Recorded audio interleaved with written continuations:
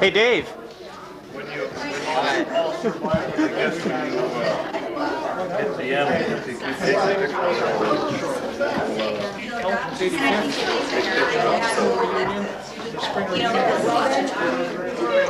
I appreciate what you did.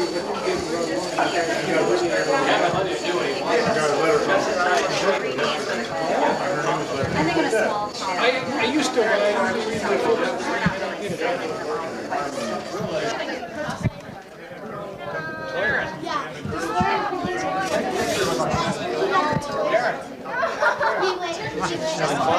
Well, I'm great fun.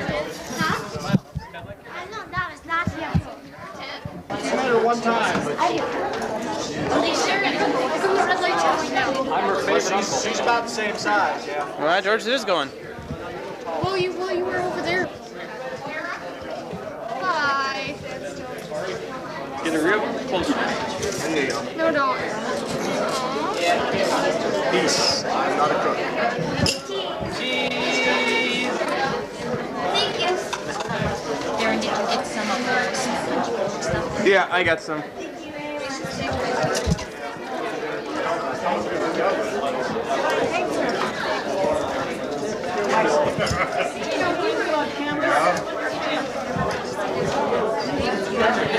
I've been called that, I've been called underneath the net.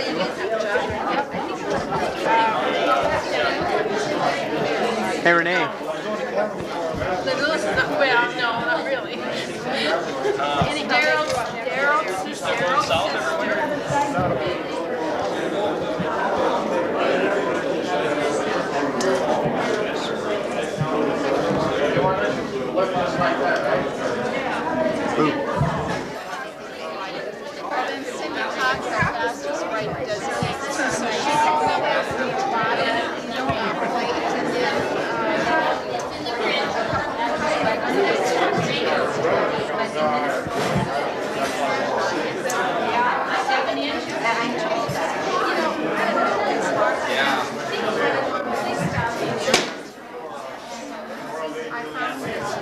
Well, one morning in church there was a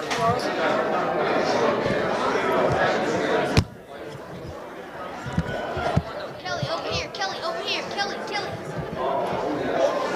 Quit hugging me.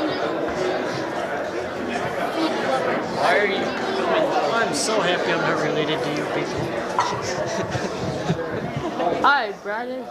What do you want? I don't like cameras. This boy has problems. Lee has So do you, problems. Lee. Let me see. I'll let you Let's in on see a camera. secret. I don't want.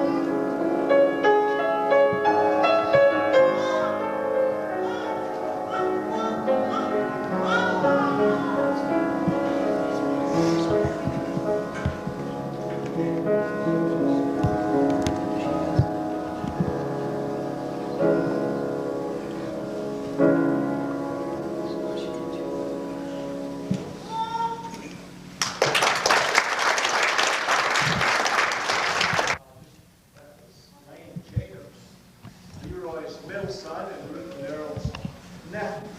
I think I got it all right. Welcome, each and every one of you, this afternoon. 25th wedding anniversary. Just want to welcome each and every one of you, and for some of you that maybe don't know me, I'll introduce myself. I'm Roger. I'm Ruth's youngest brother, baby of the Jacobs clan. So usually Leroy does this emceeing business, but he passed the baton on to me, and I thought I was going to be third string because Jerry was supposed to be here. She might show up yet. I don't know. She might come in and say a few things, but she said she's going to be late, so she might be here. But I'm third string. Here's third string quarterback. Let's take the ball and roll. 25 years ago, just a couple weeks ago, Ruth and Daryl were down the holy list of marital matrimony and on the road to go. And that reminds me of a joke. I take up the Leroy, he's off. Tell a joke. And naturally, this is a Norwegian joke. What else? Only late newlyweds just got married, you know, into the newlywed. They were farmers. And Ole was out farming. He's farming away, and his tractor, he's pounding South 40, and he runs over a mama skunk. Horrible mama skunk. And here's a baby skunk with no mama. What's he going to do? So he picks up the baby skunk. What else do? I take it home with me. So he takes it home and I leave it. What are we going to do with it? She says, well, we need to raise it because, you know, kill the mama, and it's up to us now to raise the baby skunk. So they put the baby skunk in a box and put it by the bed. They go to bed, and you know, if you've ever had kittens or puppies or anything, you know what they do all night. They whine and they cry and they whine. Oh, this baby skunk was doing the same thing.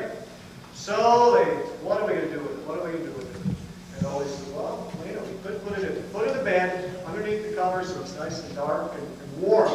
And Linda says, yeah, but what about the smell? And Linda says, well, you'll get used to it. Welcome again. And, I'm from Georgia, so just howdy, y'all, from Georgia. And just a welcome once again. And just information after we are through with our little program, show program, we're going to have some refreshments. Me and George are back yonder. So that's the fellowship part of the service. So just welcome once again to our celebration. And right now I'm going to ask Jason and Kelly are going to come up and sing a song for us. And this is a good one here. It says, they're going to sing, I want the girl just like the girl that married dear old dad. So, oh, wait a minute, I forgot something here. This is, I'm thinking. We've got two empty chairs up here, and we have two guests of honor. So, Ruth and Daryl, come on up. Oh, now, the price is right. Everybody gets to see you as we honor you.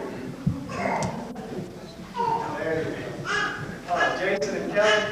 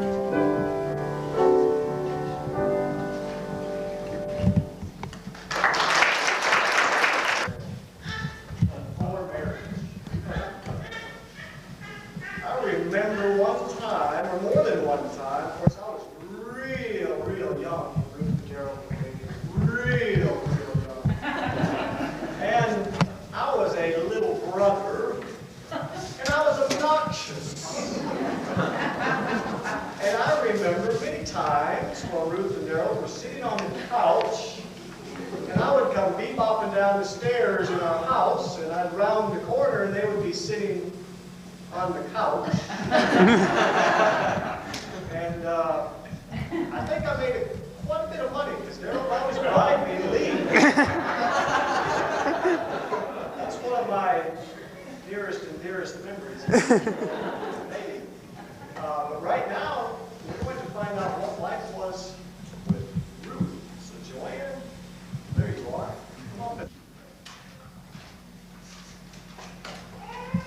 Well, unfortunately, I am the older sister, and Ruth is several years younger than I am, so I was away from home quite a bit while she was dating. But I can tell you a few things. I can tell you that she was born March 21st, 1900, and question mark, question mark. I know it was at least 25 years ago. And she was born here in Stanley, North Dakota. And her mother just told me that she started out life quite grand by going home in an airplane because the roads were so bad. So not too many babies get to go home from the hospital in an airplane. Most of her childhood was also spent in Stanley, and because of a lack of memory on the part of her siblings, not too much is recalled by her siblings. However, we do remember one incident, and this involved what was in girls' clothing at that time. It happened to be the spring of the year, and you know what happens after the winter when the spring thaws come, and there's these wonderful little puddles that nobody can absolutely resist. And Ruth was exploring one of these seductive ponds, and something happened. She fell into one of them. And what should happen but her dress became all wet and soiled. So her mother made her put on jeans. And that time, jeans were absolutely taboo for girls. And she wailed incessantly until she became very, very sick, much to the dismay of the rest of her family, because the next day we had been promised to go someplace, and we can't remember exactly where.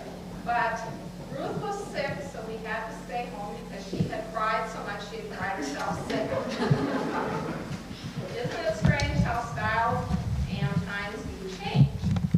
Well, after that incident, several years passed, and a dashing young man, well, maybe not quite so dashing, but young.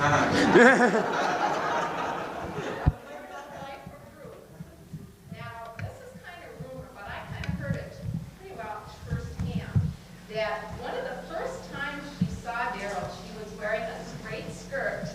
And this straight skirt had a nice big bow on the back of it. But, guess what? The bow appeared in her hair.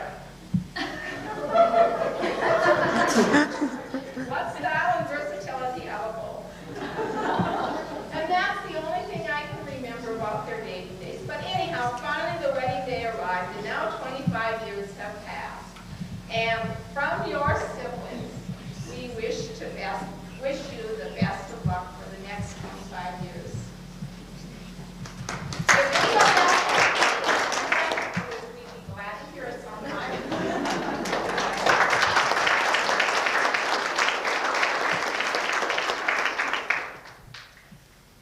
You know what they say about the children that are always going to come back and haunt you? Derek, you're on, and he's got a special poem, and I glanced through it. It's a poem without a name. I think it's something special.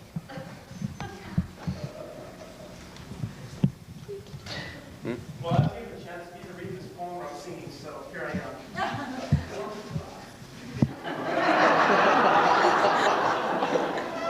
It's called A Poem Without a Name. It's dedicated to Ruth. It was a cool, clear night in distant November. That's what Ruth, my friend, clearly remembered.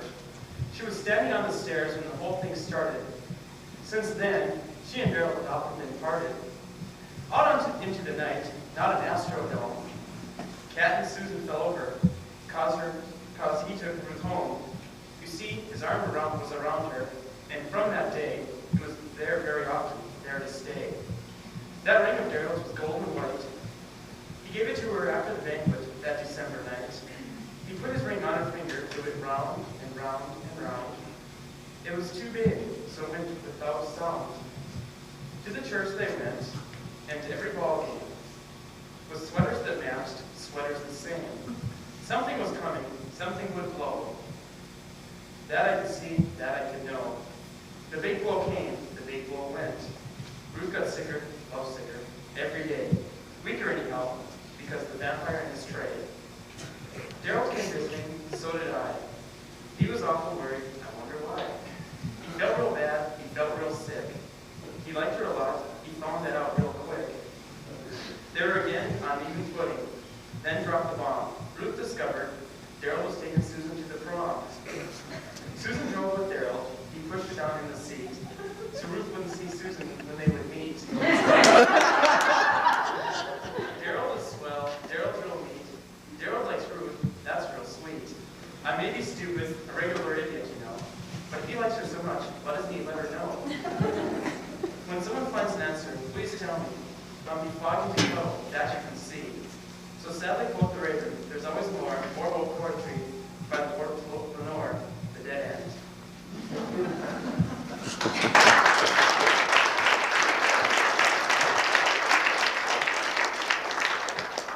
Thank you, Derek. I heard a rumor that In the Hoover House, Rush Limbaugh is a pretty good film. And I ran across this story about Rush. I just like to read a story about Rush. A while back in the early 90s, an East Indian man, a rabbi, and Rush were riding in a car, and they're going to a convention on religion in the 90s. And they were coming along that road, they decided to take a shortcut. And they go on these back roads, long nights, and you have a flat tire. Well, they get out and look, that tire's flat. Look in the trunk, no spare tire. So it's getting on close to evening, they didn't know what to do, so they look up ahead, there's a farmhouse there. So they walk up to the farmhouse, knock on the door, and the farmer comes to the house, and they explain their situation, and they say, you know, is there any way that we can spend the night here this evening, and you know, would you grant us that hospitality? He says, yeah, sure, but I have one problem.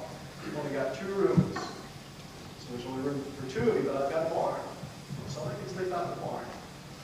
And they said, yeah, that's fine. And they kind of go back and forth from the East Indian man. He says, I'll sleep out in the barn. That's fine. So he goes out the barn, and everybody else settles down to bed. A minute or 2 later, there's a knock on the door.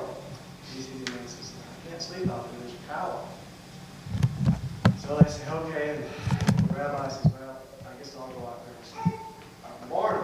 The rabbi goes out, he goes out the barn. Everybody gets settled in once again. Pretty soon, there's another knock on the door. The rabbi's there, and he says, I can't sleep out in the barn. There's a pig out there. So they're looking around, and Rush is going, I guess it's me. I guess I'll go sleep in the barn. So they go out there, and everybody gets settled in. And a minute or 2 later, there's a knock on the door. There's the pig. Let's think back, and you know, the Jacobs have never really heard a lot about Daryl in his younger days and things like that. You know, somebody just came to me. I'll tell a story about Daryl. Mary, would you come and just enlighten us about Daryl and his youth? Oh, you've got goodies to show.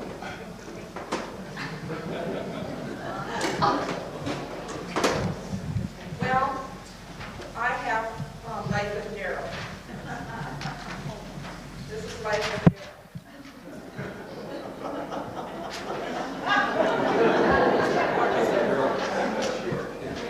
And I'm cutting it short.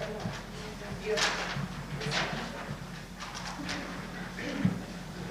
I really feel bad that Jerry couldn't come. I have a friend, Jerry. And we put on an act sometimes, and this is the hat I usually wear, but I won't wear it today. Believe that. What an accomplishment. All 3 of us Hoover siblings have celebrated our 25th wedding anniversary. This is a joy to be up here telling you about growing up with Daryl. We have been through thick and thin. Of course, you can see I turned out thick.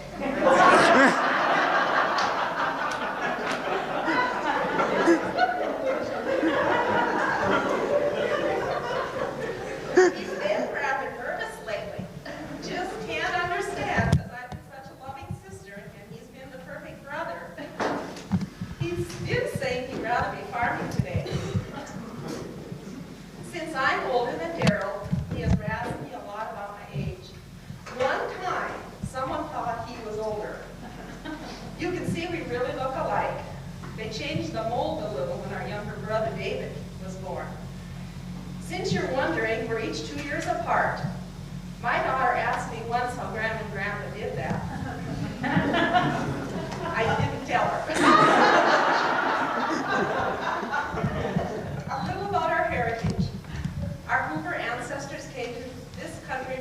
Switzerland as early as 1710. Our grandmother was of German heritage, and our mother's mother was also Swiss. And our grandfather came from Germany. Most people around here aren't acquainted with the Swiss nationality and get us mixed up with Swedes. There's a difference. If you've ever wondered, yes, President Hoover is a distant cousin of ours. Our grandmother Fair was a titled person in Switzerland, and she married a commoner and lost her title. Well, you wonder how our parents met. Well, Mom met Dad's sister, our Aunt Grace, in college. Later, our mother Gilda Fair and our dad Martin were married in Minneapolis in 1940. In 1944, the folks moved to a farm by Manford. Darrell was born at the Harvey Hospital in 1945, 2 days before Christmas. I don't really remember Darrell being born, but he had pneumonia 4 times in his first year, and I do remember one of those times. While visiting Pastor Oba's, Darrell became very sick. When we got to the Harvey Hospital, I heard they laid him on the counter, and I heard someone say, "He's all blue." The nuns had me sit by a dim light in the waiting room. Being less than 3 years old, I was terrified. The next morning, I got up and asked my mom, "Is Darrell going to live?" And this is the very first thing I remember, is asking her that about Darrell. I guess being the older sister to 2 brothers, I probably was pretty bossy and protective. Darrell and David were great pals. I could see them walking around the yard, arms around each other, just talking away. In the summer, Darrell would get a tan like an Indian, and David would wear long sleeves. As you get older, a person thinks about the great life we had growing up on the farm. Yes, we would have been considered kind of poor, but everybody else was that way, and we didn't know any different. We had plenty of food, and our mom was the best cook around. We learned how to work because we worked with our parents, and Darrell learned to work all too well. Darrell was the middle child. He was easygoing, always positive, and ready to meet any challenge. We grew up with most of our Fair and eldest cousins, and we're so happy our Fair cousins and families here today. We were all in the same neighborhood. We celebrated everybody's birthday, and we got together a lot. It was great. Why, the grown-ups were in the house, all talking at the same time. We managed to grow up free of sickness and accidents. But one Sunday afternoon, Darrell came in the house. His arm was hanging lower than the rest of his arm. Off to the Harvey Hospital. Since it was Sunday, they didn't set the arm right. The time came for the boys to go either to Germany or Vietnam. Darrell's number came up. He went to Fargo for his physical, and when he came back and reported he hadn't passed, we couldn't believe it. Why hadn't he passed? It was his broken arm. God has spared him of something, I'm sure. After high school, Darrell took a 1-year course at Minor Business College. Yes, we'd have to say that Darrell is one of their success stories. He was hired by Montreal Electric. He found a friend at the Baptist Church, Johnny Nandridge. See, our parents went to church Sunday morning, Sunday night, Wednesday night, and all the revival services, and every time the church doors were open. So it was the thing to do. Suppose it was at church that he found Ruth. I remember him coming home and telling about Ruth Jacobs. I was to remember that I had been her counselor at Boys and Girls Camp in Sawyer. Yes, I remember. There was a little dark-haired girl and a little blonde girl. Well, that was the beginning of a long courtship.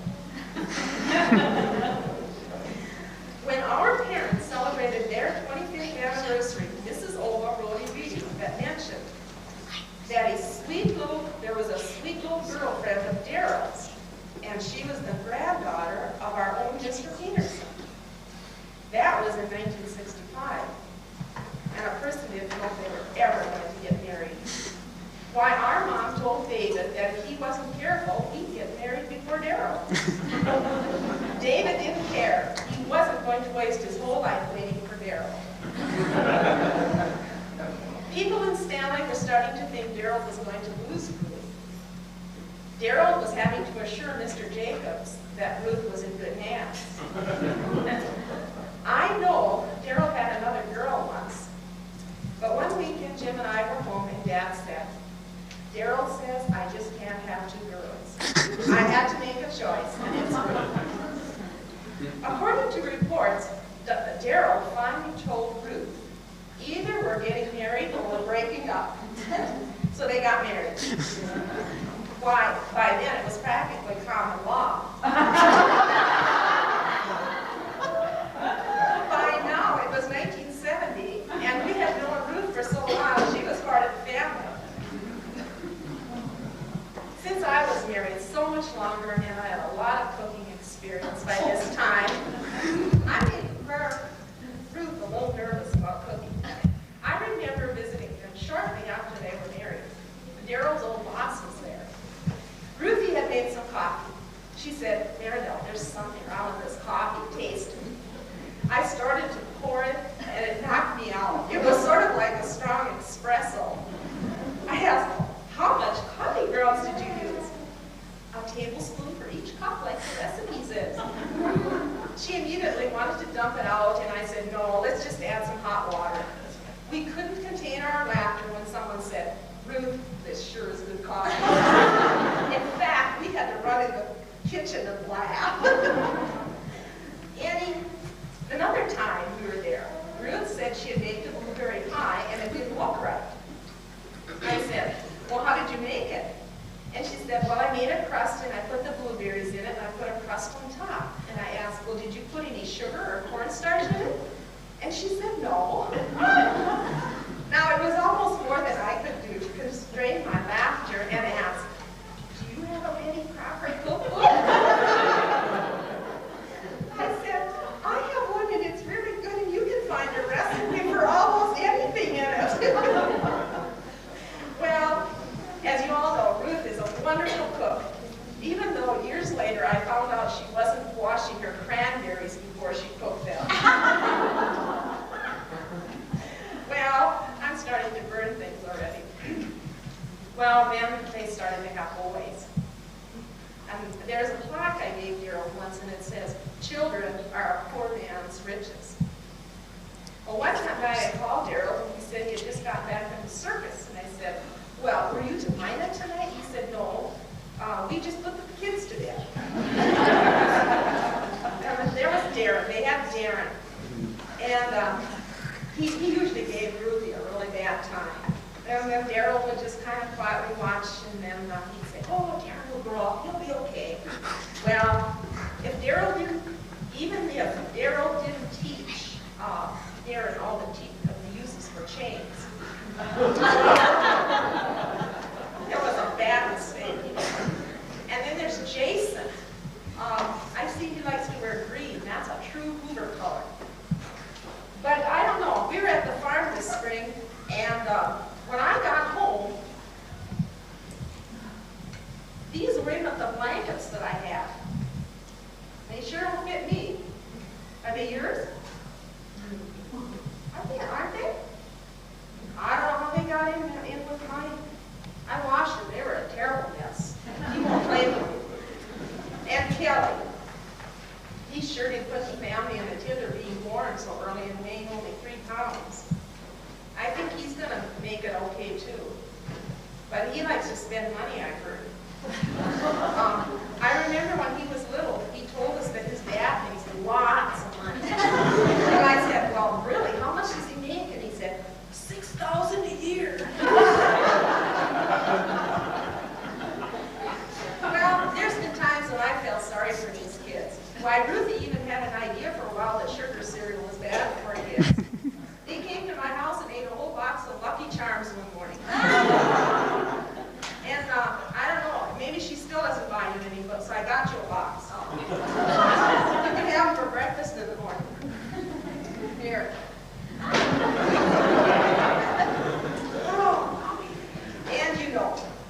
Parents always seem terribly old when we celebrate their 25th wedding anniversary.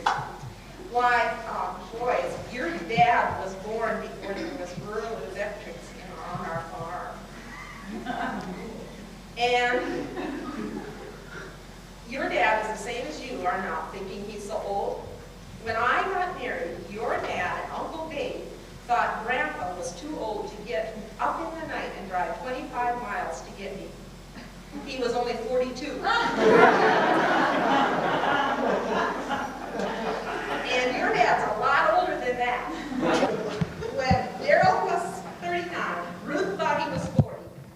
And Daryl came to my house running in and said, "Ruthie's got a cake. She thinks I'm 40. Come along with her." She'll put all the cake away. So I played the game, and one time Ruthie said, "What are you guys all laughing about?" And I was saying to Daryl, "Oh, yeah, 40 is so great. You can't get there." Well, last March at our annual Hoover weekend in Minot, Ruth asked if we knew that she had celebrated Daryl's birthday, 40th birthday, too early.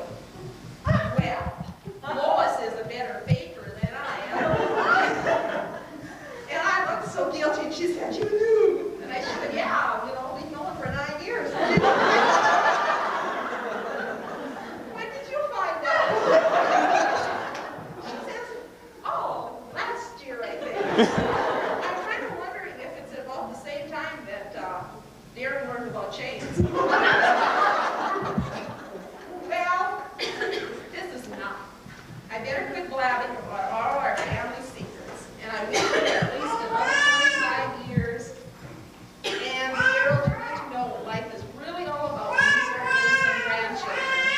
And I'll look at the pictures and I'll tell you how cute they are.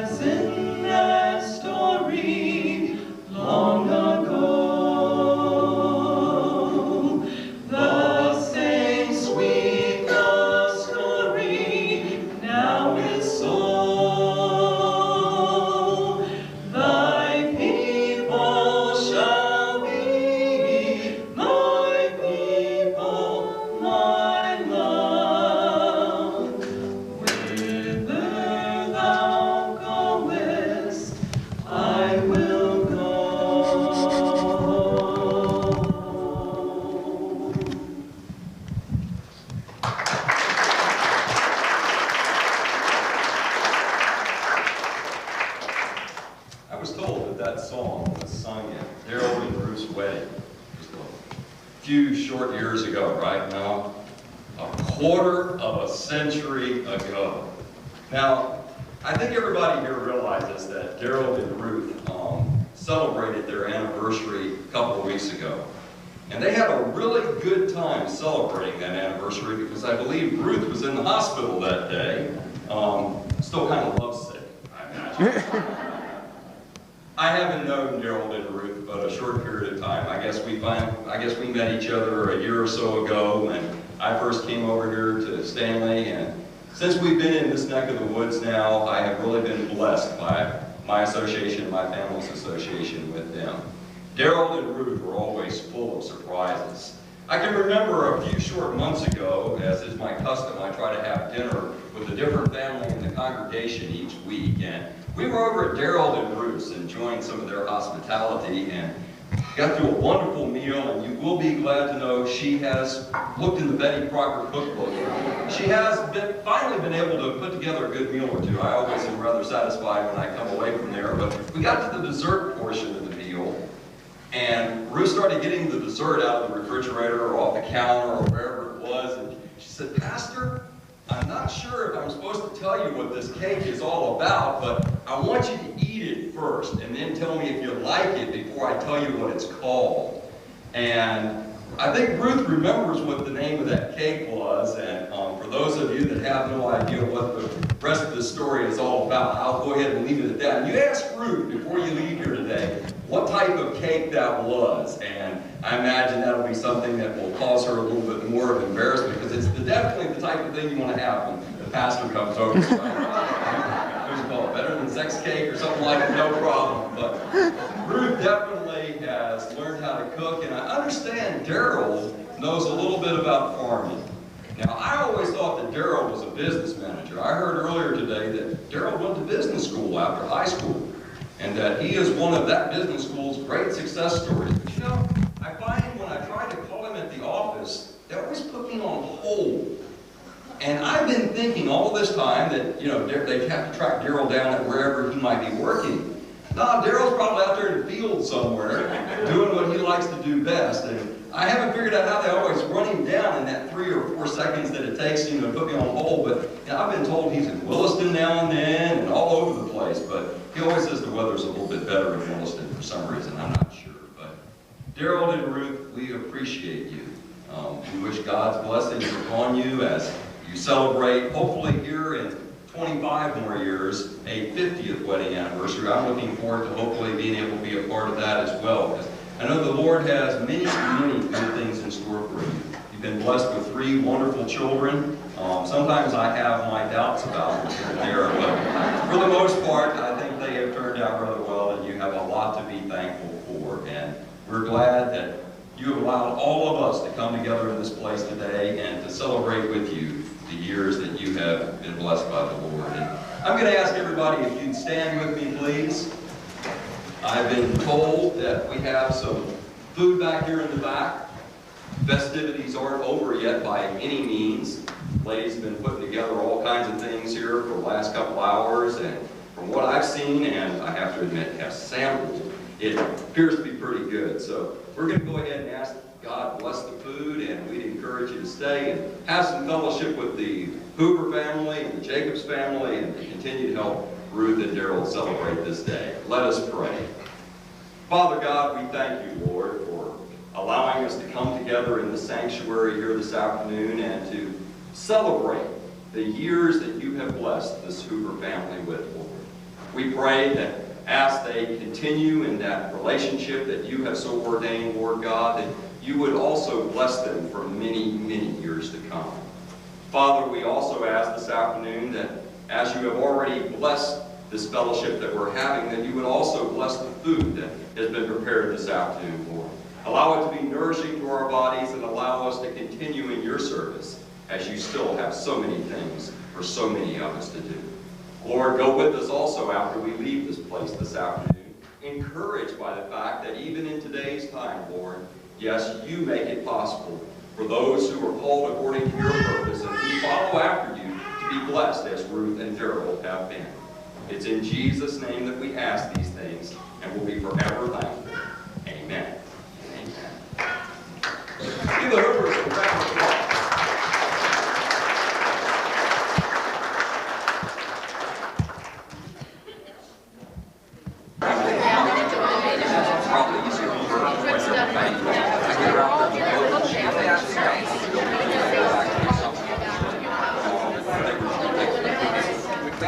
Hey, Rod, you better clean your plate.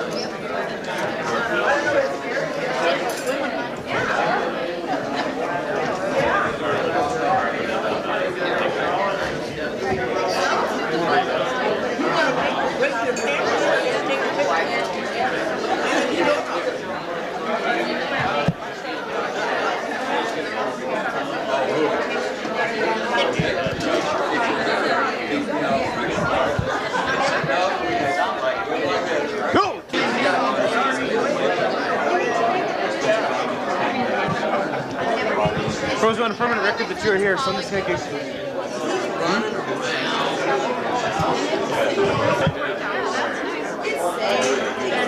Baking news don't bring up too.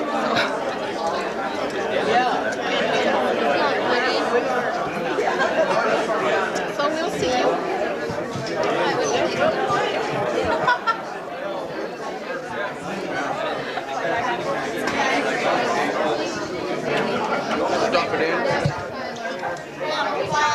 I have my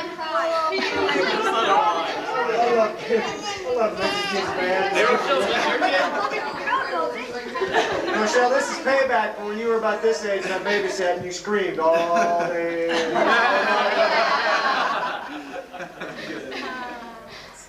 Hey, Tyler, see my finger?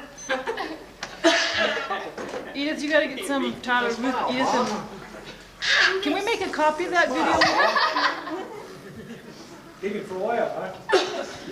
Get some of Tyler here. Marcia, how long did it take you to go? Oh, man. I'm never coming back here again. Look at Edith. Look at that. Hey, Dad, get some pictures of Tyler.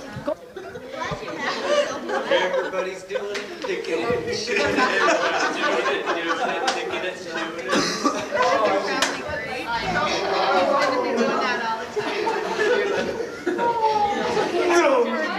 Hey, Tyler. I'd run for the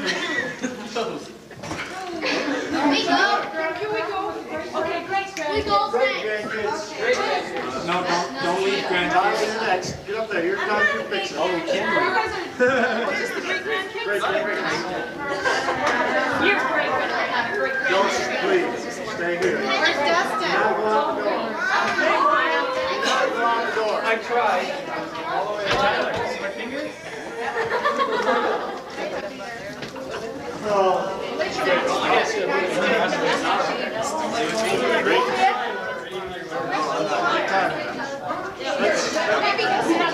Yeah, Tyler did big up.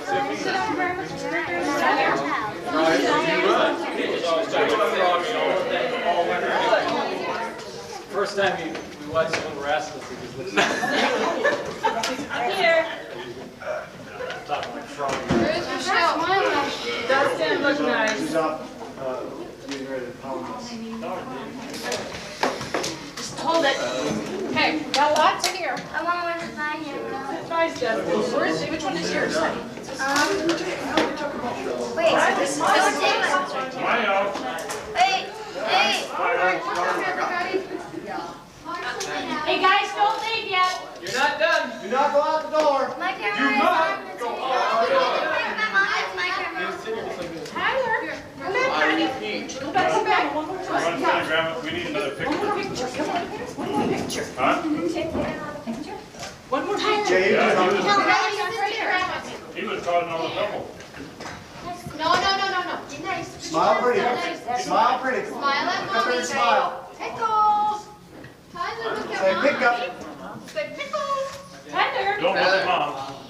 look at Grandpa. Don't smile, Tyler. Don't smile. Don't smile. Don't smile, Tyler. Hey, Booger. Come on, Booger. Don't smile, Tyler.